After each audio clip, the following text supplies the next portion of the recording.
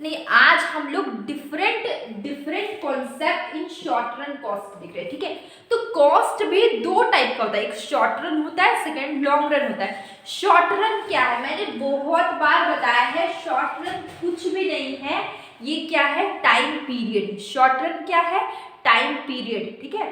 Long run जैसे time period होता है, ये क्या होता है कि छोटा टाइम पीरियड होता है, ठीक है।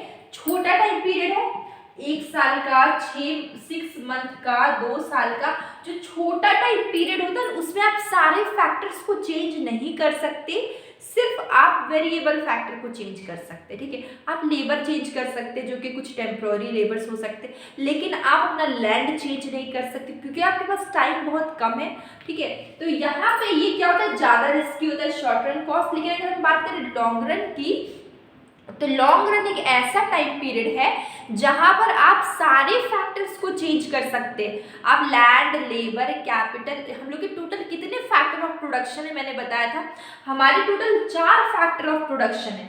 लैंड, ठीक है, लैंड है फैक्टर ऑफ प्रोडक्शन मैंने पढ़ाया, लेबर है, ठीक है, कैपिटल है और एंटरप्रेन्योर, ठीक है, एंटरप्रेन्योर।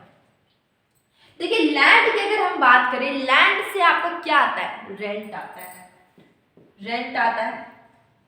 ये हमारे 4 क्या है, factor of production, factor of production है आपके 4, ठीक है। याद रखिएगा, फैक्टर ऑफ प्रोडक्शन आपसे अगर कभी भी पूछा जाए तो 4 फैक्टर ऑफ प्रोडक्शन है आपकी, land, labour, capital, entrepreneur. Land से आता है रेंट, लेबर को देना पड़ता है वेज, ठीक है, कैपिटल से आता है इंटरेस्ट, और एंटरप्रेन्योर को क्या मिलता है, प्रॉफिट मिलता है। एंटरप्रेन्योर क्या कौन होता है, जो कि पैसे लगाता है, जो कि रिस्क लेता है, वो एंटरप्रेन्योर है, ठीक है। तो ये 4 हमारे फैक्टर ऑफ प्रोडक्शन।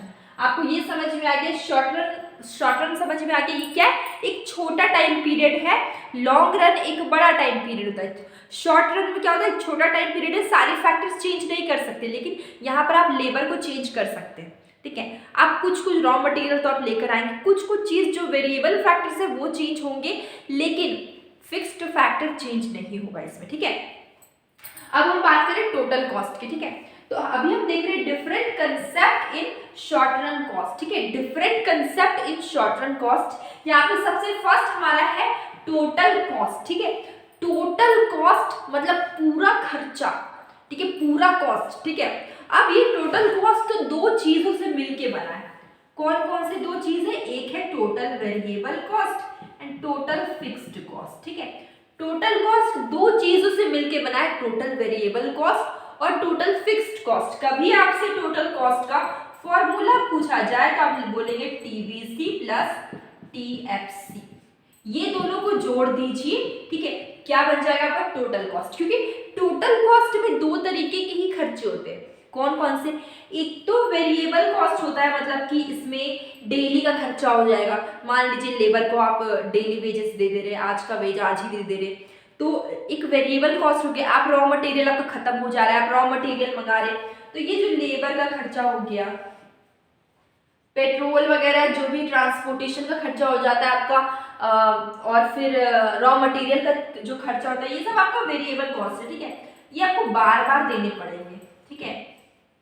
और अगर आप किसी की जमीन पे अगर प्रोडक्शन कर रहे हैं तो आपको रेंट तो बार बार नहीं देना पड़ेगा, 1 मंथ में एक बार। अगर आपका खुद का जमीन है तो वो तो आपका प्रॉपर्टी हो गया, तो टोटल फिक्स्ड कॉस्ट क्या होता है, फिक्स्ड होता है, ठीक है, वो चेंज नहीं होगा। उसमें क्या आता है, टोटल फिक्स्ड कॉस्ट में क्या आ गया, लैंड हो गया, वो क्या हो गया आपका फिक्स्ड हो गया। मशीन्स बोल सकते हैं, मशीन्स भी आपका फिक्स्ड है, वो आप बहुत साल में खराब हो गया तो बहुत 20, 25, 30 साल में एक बार चेंज करते, ठीक है। तो ये सब आपके क्या है, फिक्स्ड कॉस्ट है, ठीक है। तो अगर हम देखते हैं वेरिएबल कॉस्ट, जो हमको खर्चा लग रहा है, बराबर लग रहा है, वो खर्चा, और जो फिक्स्ड कॉस्ट है, दोनों को, फिक्स्ड कॉस्ट मतलब जो लैंड का खर्चा हो गया या मशीन्स में बहुत साल में खर्चे लगे, तो ये दोनों का खर्चा को जोड़ दीजिए तो आपका क्या बन जाता है, टोटल कॉस्ट बन जाता है, ठीक है। तो total variable cost, total fixed cost, दोनों का खर्चा जोड़ के आपका क्या बनता है, टोटल कॉस्ट बनता है, ठीक ना। अब देखिए ये डायग्राम है, मैंने ये एक छोटा सा डायग्राम मैंने बनाया, ठीक है। तो आप यहाँ पे देख सकते हैं, यहां पर है आउटपुट, एक्स एक्सिस पे मैंने रखा है, यहां पे मैंने रखा है कॉस्ट।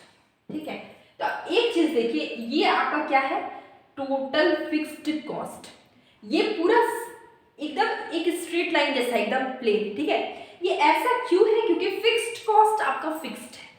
फिक्स्ड कॉस्ट अगर हम लिखेंगे तो ऐसे लिखेंगे 10, उसके आगे भी 10, उसके आगे, फिक्स्ड कॉस्ट आपका क्या है, फिक्स्ड है। ठीक है, तो ये पूरा स्ट्रेट लाइन जाएगा। उसके बाद ये क्या है आपका, वेरिएबल कॉस्ट है, वेरिएबल कॉस्ट है।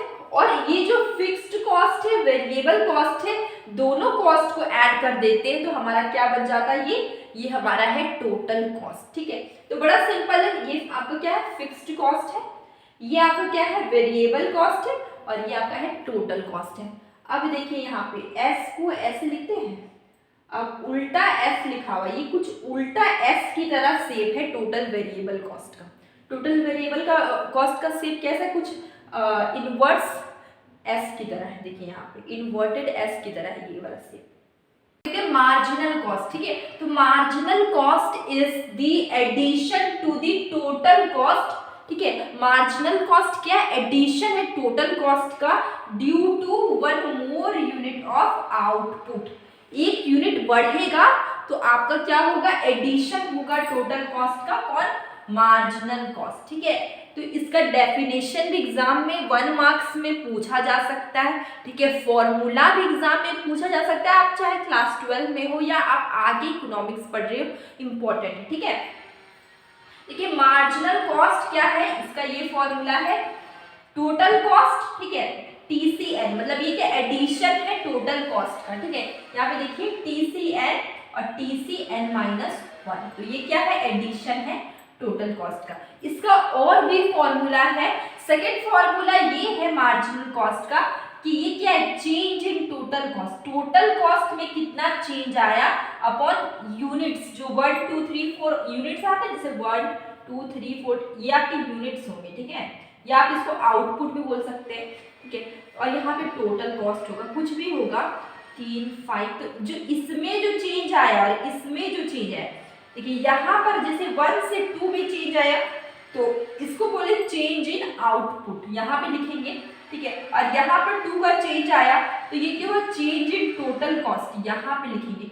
और ये दोनों को यहाँ पे डिवाइड करेंगे तो आपको क्या निकल जाएगा, मार्जिनल कॉस्ट निकल जाएगा। ठीक है, अब इसका एक formula, marginal cost is the differentiation, ये क्या है, डिफरेंशिएशन ऑफ टोटल कॉस्ट। अगर एग्जाम में टोटल कॉस्ट गिवन है और अगर आपको मार्जिनल कॉस्ट निकालना है तो बड़ा सिंपल है, तो वही है यहाँ पे, इसका एक फॉर्मूला क्या है, मार्जिनल कॉस्ट डिफरेंशिएशन है टोटल कॉस्ट का। ठीक है, जैसे कि देखिए मान लीजिए आपको ऐसे करके 2q² + 2q ऐसे दे देगा ना टोटल कॉस्ट, और आपको मार्जिनल कॉस्ट निकालना है तो आप ना इसको सिंपली ऐसे डिफरेंशिएट कर दीजिएगा। आप आगे अगर बीए में इकोनॉमिक्स पढ़ते हैं तो ये सब काम आएगा। 2q² + 2q ऐसे करके आप इसको डिफरेंशिएट कर दीजिएगा। ठीक है, तो ये आपका क्या है, इस मेथड से। ठीक है, मार्जिनल कॉस्ट आपका डिफरेंशिएशन ऑफ टोटल कॉस्ट होता है। ठीक है, और एक फॉर्मूला ये, मार्जिनल कॉस्ट क्या है, change in total cost upon change in number of output, change in output. ठीक है, अब अगर मार्जिनल कॉस्ट की कर्व की बात करते हैं, इसका कर्व कैसा बनता है, यू शेप्ड कर्व बनता है। आप देख सकते हैं ये क्या है, यू शेप्ड कर्व है। और एक चीज और, सबसे पहले ये डाउन हो रहा है, आप देखिए यहाँ से ये थोड़ा सा डाउन जा रहा है, नीचे की तरफ जा रहा है, उसके बाद ये मूव करेगा अपवर्ड। ठीक है, इसलिए ये यू शेप्ड होता है। सबसे पहले ये डाउन करेगा, ठीक है, उसके बाद ये ऊपर की ओर चले जाएगा। देखिए यहाँ पे ये ऊपर की ओर जा रहा है, ये अपवर्ड हो गया। ठीक है, शुरू में ये नीचे गिरेगा, फिर ये ऊपर जाने लगेगा, तो ये क्या होता है, शुरू में डिक्रीज होता है फिर इंक्रीज होता है। ठीक है, शुरू में डिक्रीज हुआ फिर ये इंक्रीज हो गया। इसका शेप भी पूछा जाता है कि एमसी कर्व कैसा होता है। एमसी का जो कर्व है ये यू शेप्ड कर्व होता है, यू शेप्ड कर्व होता है, तो इंपॉर्टेंट है।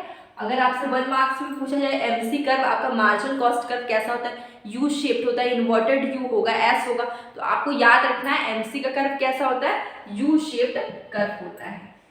तो देखिए एवरेज कॉस्ट की अगर हम बात करें तो एवरेज कॉस्ट क्या होता है, पर यूनिट ऑफ कॉस्ट। ठीक है, ये पर यूनिट होता है कॉस्ट ऑफ प्रोडक्शन में। तो पर यूनिट ये निकलता कैसे है, टोटल कॉस्ट को टोटल कॉस्ट को नंबर ऑफ यूनिट्स, ठीक है, नंबर ऑफ यूनिट्स, या आप आउटपुट बोल सकते हैं, number of output, total cost को नंबर ऑफ आउटपुट से डिवाइड करेंगे तो आपका क्या निकलेगा, एवरेज कॉस्ट निकलेगा, ठीक है। एवरेज कॉस्ट का आपका और भी फॉर्मूला, जैसे कि इसका ये फर्स्ट फॉर्मूला हो गया, ठीक है।